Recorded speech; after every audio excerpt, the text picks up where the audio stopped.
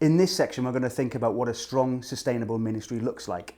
It's important to understand that it's not just about chasing the money if you want to build something that is lasting, that will grow and flourish.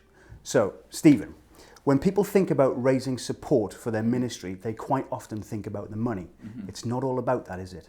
No, it is interesting, because if you look at the part of the New Testament, 2 Corinthians 8 and 9, when Paul is really talking quite a lot about money, you find that the word money never appears there at all. He is talking about partnership. He's a partnership between people and an abundantly providing God. That's a really good place to start, so that's why we start there. Okay, so can you tell us a little bit more about that, please? Yeah, what you have in the secular world when an organisation is good with money, they get a rating, and a really good one, the gold standard, is a AAA rating. It means that when you put money into it, it's safe, you're going to get a good income stream, and it's safe to get the money back. Now, in Paul's teaching in 2 Corinthians, what you've got, it's got nothing to do with balance sheets and income streams. What this is to do with is that heart attitude and the approach to partnership. He has his own AAA rating, and what it is this.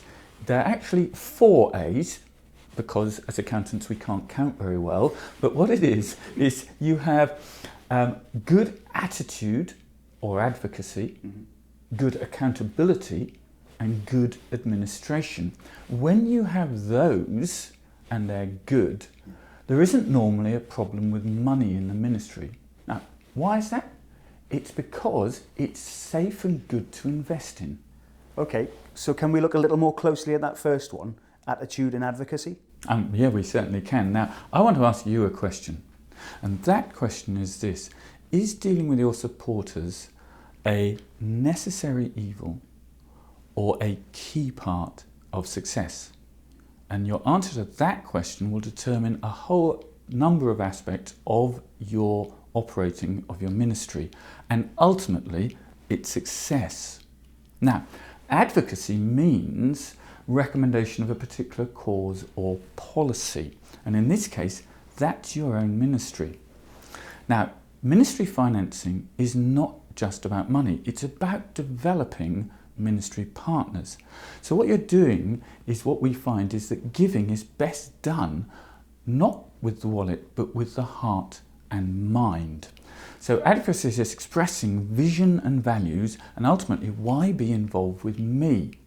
We need to invest in vision and genuine relationship, both time and ourselves. That's why Paul talked in Thessalonians about we shared with you our very selves. That's really helpful, Steve. And what about accountability? Yeah, accountability is a massively important area. We love it here at Stewardship. If it's the right sort, it can guide, motivate and strengthen. Yes. But if it's the wrong sort, it becomes a hindrance. In what way?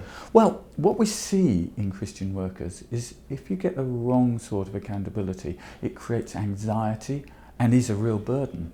In fact, when we find that people understand the difference in the right form of accountability and the wrong sort of accountability, that's one of those light bulb moments in the courses when people suddenly go, whoa, whoa, and it really does seem to change their approach. Okay, and finally, administration. We know it's not everybody's strong point. Can you expand a little bit more on that? Yeah. No, we do appreciate it's not everybody's cup of tea. But what is really important in managing money well is the issue of making money your servant, not allowing it to be your master. That's really the key thing. And what good administration helps you to do is it helps you to have the facts, and then you can pray them, you can share them with supporters, you have a clear idea, you're not burdened with anxiety and uncertainty.